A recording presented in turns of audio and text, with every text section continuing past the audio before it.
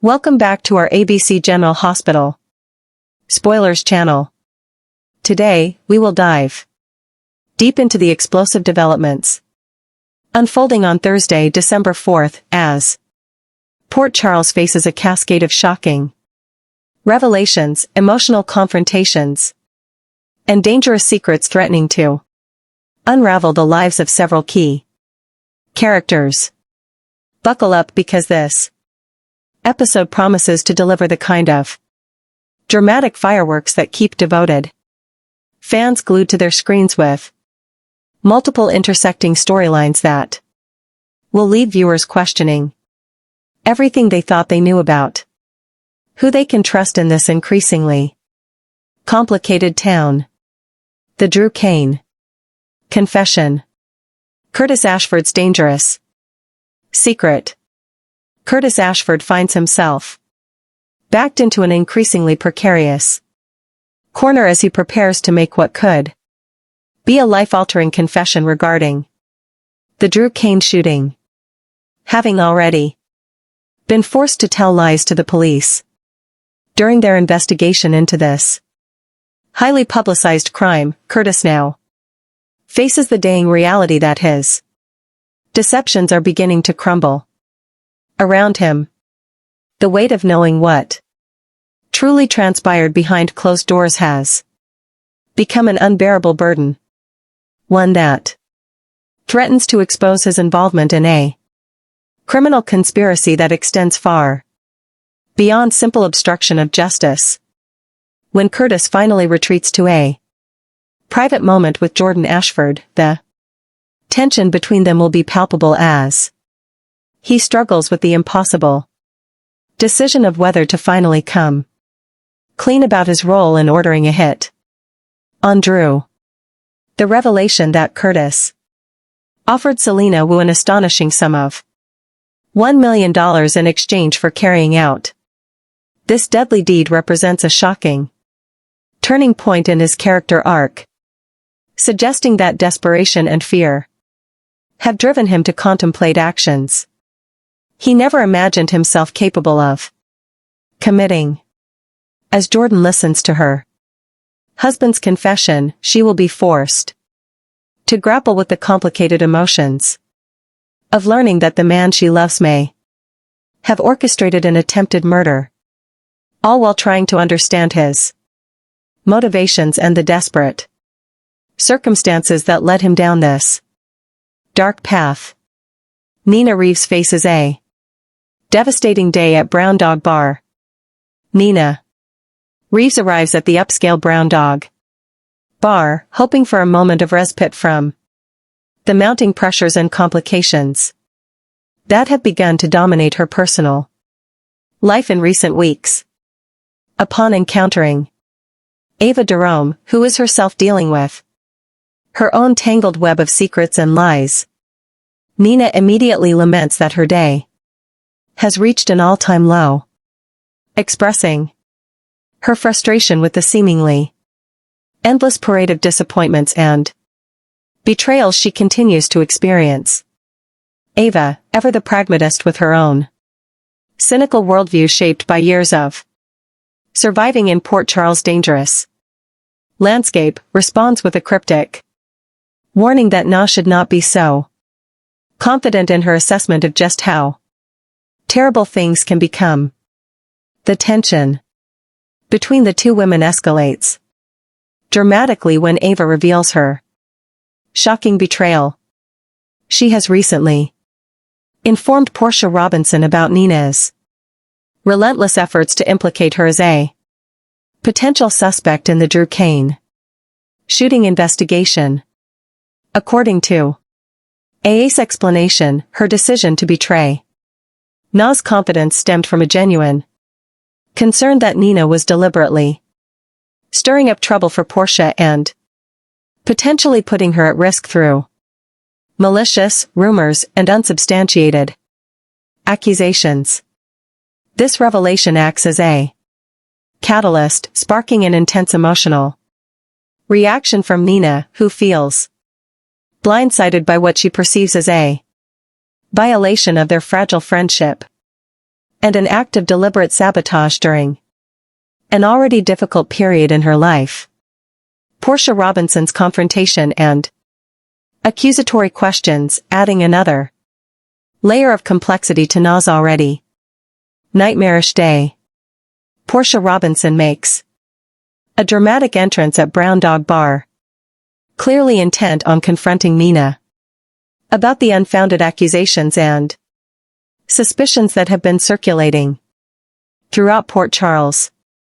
The confrontation that ensues is tense and emotionally charged, with Portia demanding to know whether Nina genuinely believes she is responsible for shooting Drew Kane, an accusation that strikes at the very heart of Portia's reputation and character. Portia's approach is confrontational and unapologetic, making it clear that regardless of how Nina responds to her question, she has already decided to express her anger and frustration at being dragged into this dangerous situation by association. The public nature of this confrontation at a popular watering hole like Brown Dog Bar means that multiple witnesses will observe this dramatic exchange, ensuring that word of their heated argument spreads throughout the community and likely adds fuel to the ongoing speculation and gossip surrounding the Drew Kane case. For Nina, this represents a humiliating reversal of her efforts to deflect suspicion away from herself by pointing fingers at others, as she finds herself on the receiving end of exactly the kind of aggressive questioning and accusatory behavior she has been attempting to inflict on Portia. The encounter serves as a stark reminder that in a town like Port Charles, actions have consequences, and attempting to manipulate investigations through false accusations ultimately creates more problems than it solves. The dangerous lab break-in plot and youth gone wrong. Meanwhile, away from the adult drama consuming the attention of Port Charles' older residents, a potentially dangerous subplot is developing involving the younger generation, particularly Joe and Emma Scorpio Drake, who have become increasingly emboldened in their plans to break into a scientific laboratory. Emma has recently made a significant discovery regarding the location of a second laboratory facility, a finding that has reinvigorated their determination to move forward with their ill-advised scheme to infiltrate the premises. The motivations behind this break-in remain somewhat shrouded in mystery, though it appears the two young people believe they have legitimate reasons for their actions, whether related to gathering evidence, retrieving something they believe belongs to them, or conducting unauthorized research. Their youthful confidence in their ability to pull off this crime without consequences represents the kind of dangerous naive that often leads young people into serious legal and personal trouble. The fact that Dante Falconer has apparently decided to intervene by forbidding his son Rocco from continuing his association with Joe suggests that the adults in town are beginning to recognize the severity and legitimacy of these concerns about the young man's troublemaking activities. Dante's protective intervention and family concerns. Dante Falconer's decision to ban his son Rocco from spending time with Joe Palmieri stems from a genuine concern about the negative influences and dangerous situations into which this friendship appears to be leading. Dante, drawing on his experience as both a police officer and a devoted father, recognizes the pattern of behavior that typically precedes serious criminal charges and legal consequences for young people who become involved in break-ins and other felonious activities. His protective stance finds strong support from Lulu Spencer, who shares his concerns that Rocco cannot afford to become entangled in additional legal troubles or scandals that might further complicate his already complicated life. The weight of Dandy's parental authority is being exercised not out of arbitrary restriction, but rather out of genuine love and a desire to protect his son from potentially life-altering consequences. This intervention represents the kind of difficult parenting decision that pits short-term conflict and teenage rebellion against long-term safety and security, with Dante clearly believing that the temporary anger and resentment Rocco may feel toward him is a small price to pay for keeping his son out of serious legal jeopardy. Sunny and Rick's fragile peace and tentative brotherhood. Over at Sunny Current's residence, an interesting and somewhat unexpected development is unfolding as Rick Lansing and Sunny find themselves in a surprisingly civil and even cooperative frame of mind toward one another.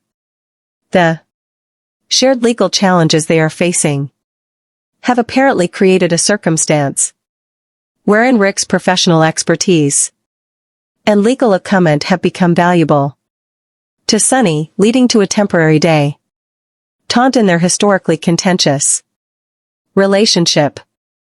Rick's toast to Sunny, expressed with the humor and cautious optimism that characterizes his personality, acknowledges the fragile nature of this newly formed peace. Here's to that lasting more than one day, he says while raising his glass. This comment, simultaneously hopeful and skeptical, reveals Rick's awareness that such moments of brotherhood between rivals rarely survive long in the high-stakes world of Port Charles, where alliances are formed out of necessity rather than genuine affection. The fact that they are working together on matters of legal significance suggests that Sunny is facing serious challenges that require Rick's specialized knowledge and connections within the legal system. For the moment, both men appear willing to set aside their personal animosities and historical grievances in order to address whatever pressing issues are currently threatening Sunny's freedom, reputation, or business interests. Kevin and Laura's shocking revelations about deception. As the episode progresses, Kevin Collins becomes increasingly distressed as Laura Collins reveals troubling new information about Professor Henry Hank Dalton and the extent of the deception that has been orchestrated.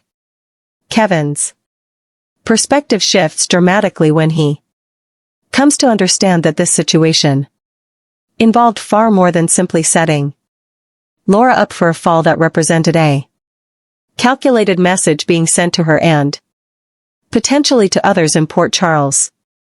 This revelation adds a sinister dimension to the unfolding mystery, suggesting that Hank Dalton's actions were part of a larger, more coordinated conspiracy with multiple layers and participants. Laura's confession that she ultimately turned to Sunny Corinthos for assistance after discovering something truly horrific in the trunk of a vehicle raises numerous questions about the nature of what she found and why she felt compelled to seek out Sunny's particular form of help and protection. This decision to involve Sunny, a man with deep connections to the criminal underworld and resources that operate outside the bounds of legal authority, suggests that Laura believed the situation had escalated beyond what law enforcement could appropriately handle. The gravity of whatever Laura discovered and her willingness to place herself under obligation to a powerful mob figure in order to address it, indicates that the Hank Dalton situation may be far more serious and dangerous than initially understood. Next, we will explore one of the most compelling mysteries unfolding in Port Charles: the enigmatic story of Nathan West and the pivotal role that federal agent Jack Brennan is playing in uncovering the truth. As the fall season settles over the coastal town, viewers are witnessing the emergence of a complex web of secrets, deception, and potentially life-altering revelations that could reshape the entire dynamic of the show's narrative landscape. The central mystery: Nathan West's disappearance and return.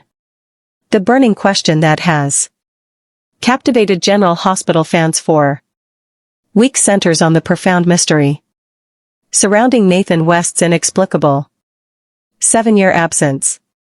How did he manage to vanish without a trace? What forces were responsible for his supposed death? And, more importantly, what circumstances allowed him to miraculously return to Port Charles alive? These questions form the foundation of a storyline that promises to be far more intricate and multifaceted than fans initially anticipated. The writers have carefully constructed a narrative that suggests Nathan's return is not simply a matter of a man escaping captivity or surviving against impossible odds. Rather, it appears that Nathan's reappearance may be intertwined with criminal organizations, covert operations, and potentially someone's deliberate machinations to restore him to society. Each revelation peels back another layer of this elaborate mystery, revealing darker truths beneath the surface. Jack Brennan's strategic investigation begins. Federal agent Jack Brennan has emerged as the principal investigator, tasked with unraveling this intricate puzzle, and his methodical approach to questioning Nathan reveals a man who is deeply skeptical of surface-level explanations. Brennan, armed with years of investigative experience and a keen eye for detecting inconsistencies in witness testimony, has developed a working theory that the young man sitting across from him is concealing something of monumental significance. During their tense confrontations, Brennan has methodically laid out the potential charges that Nathan could face, painting a stark picture of legal jeopardy that includes conspiracy, attempted murder, and treason charges that could result in decades of incarceration. The agent's demeanor throughout these interrogations suggests someone who is not interested in partial truths or convenient explanations. Brennan appears determined to excavate the complete historical record of Nathan's disappearance and to identify every individual and organization that may have been involved in whatever transpired during those 7 missing years. The brewing conflict, rival perspectives on truth and deception. As October draws to a close, the General Hospital writing team is deliberately constructing a narrative arc that emphasizes the escalating rivalry between Nathan and Brennan. These two men represent fundamentally opposing worldviews. Nathan, who maintains his claim of complete amnesia regarding his missing years, and Brennan, who operates from a framework of institutional skepticism and demand for verifiable evidence. Brennan has strategically offered Nathan a potential lifeline, the promise of immunity from federal prosecution in exchange for comprehensive testimony regarding Caesar Faison's criminal enterprise. This offer represents both a carrot and a stick. It presents Nathan with an opportunity to reduce his legal exposure while simultaneously demonstrating to Nathan that Brennan possesses significant leverage and determination.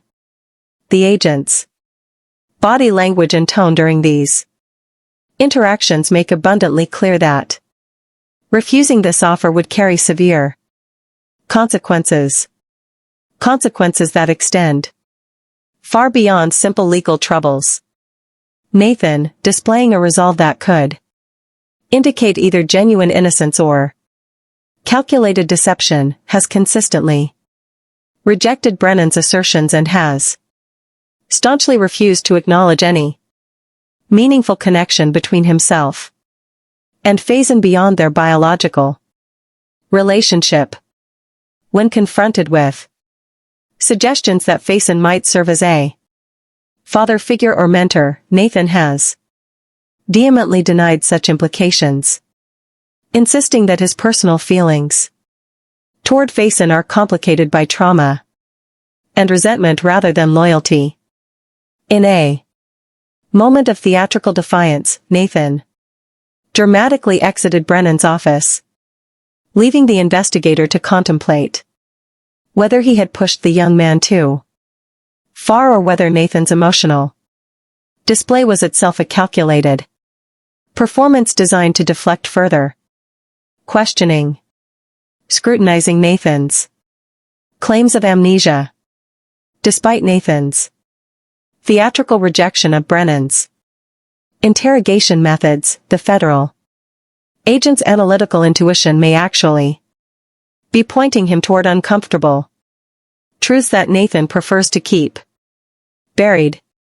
There exists a compelling possibility that Nathan is deliberately fabricating his memory loss narrative, constructing an elaborate fiction designed to provide plausible deniability for any activities he engaged in during his 7-year disappearance. This hypothesis gains additional credibility when one considers Nathan's seemingly authentic interactions with his romantic partner, Britt Westman, where he demonstrates surprisingly comprehensive knowledge about contemporary events and social dynamics that someone with genuine amnesia might struggle to articulate. Alternatively, and perhaps more disturbingly, Nathan may be genuinely experiencing legitimate memory loss, but simultaneously possessing undeniable knowledge about his involuntary participation in whatever criminal initiative Caesar Faison was orchestrating during those missing years. In this scenario, Nathan's amnesia might represent a psychological defense mechanism in his mind's desperate attempt to compartmentalize or suppress traumatic experiences that were too psychologically damaging to integrate into his conscious memory. Regardless of which explanation proves to be accurate, the evidence overwhelmingly suggests that Nathan maintains some form of connection to Faison's criminal infrastructure. Brennan's investigative instincts, honed through years of federal service, appear to be correctly identifying inconsistencies in Nathan's narrative that the casual observer might easily overlook. The agent's refusal to accept simplistic explanations and his persistence in pursuing seemingly minor details suggest that Brennan represents a formidable investigative force. 1. That Nathan clearly underestimated when he believed a dramatic exit from Brennan's office would conclude their adversarial relationship. The phone call, a critical clue in the narrative. A particularly significant evidentiary element that has captured Brennan's attention, involves security footage documenting Nathan engaged in a phone conversation immediately prior to the accident that precipitated his mysterious disappearance. This footage suggests that Nathan was communicating with someone whose identity remains unknown and whose relationship to Nathan's subsequent vanishing may be anything but coincidental. Brennan has approached this discovery with the enthusiasm of an investigator who recognizes a genuine breakthrough in an otherwise opaque case. The agent has become increasingly optimistic about his capacity to identify the individual on the receiving end of that call, understanding that doing so could potentially unlock the entire mystery surrounding Nathan's 7-year absence. The identity of this mysterious caller could prove to be the linchpin that transforms isolated fragments of circumstantial evidence into a comprehensive, coherent narrative that explains exactly what happened to Nathan and why he has returned to Port Charles at this particular moment in time. Brennan's determination to trace this call and identify the caller demonstrates his conviction that meaningful answers exist, and that persistence combined with proper investigative technique will ultimately reveal those answers. Nathan's perception management strategy. From the perspective of many Port Charles residents, Nathan has managed to present himself as essentially the same fundamentally decent human being they remember from before his disappearance. His reintegration into society has been remarkably smooth, and most observers appear inclined to accept his amnesia explanation and to welcome him back into the community with minimal reservation. Brennan's outsider status, his unfamiliarity with the old Nathan, and his institutional skepticism about convenient explanations positions him uniquely to perceive inconsistencies and suspicious elements that long-time Port Charles residents might unconsciously overlook due to emotional attachment or nostalgic memory.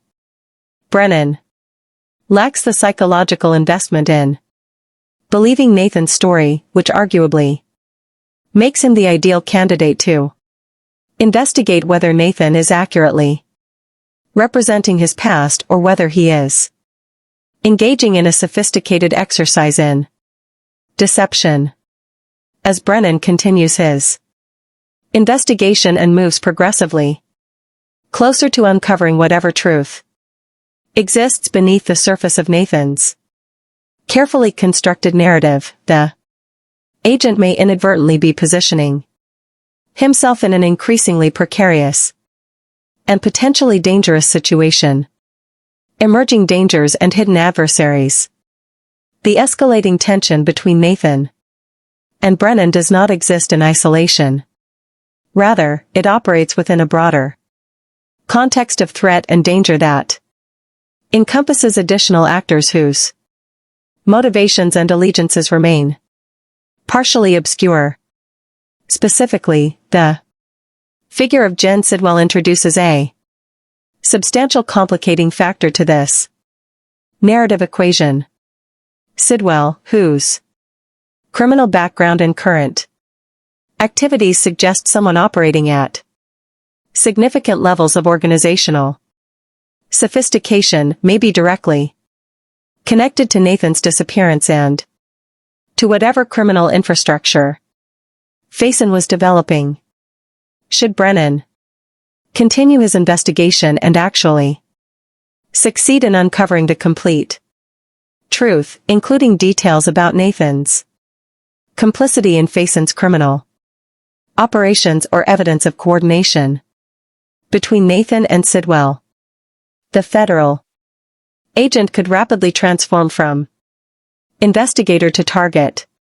The possibility that Nathan may actually be serving as Sidwell's concealed accomplice or subordinate operative adds an additional layer of menace to this unfolding situation. If such a connection exists, Brennan's continued investigation would represent a direct threat to a criminal enterprise that is demonstrably willing to employ violence to protect its interests. Viewers of General Hospital should remain vigilant for indicators suggesting that Brennan is being monitored or that his personal safety is becoming increasingly compromised as a consequence of his investigative activities.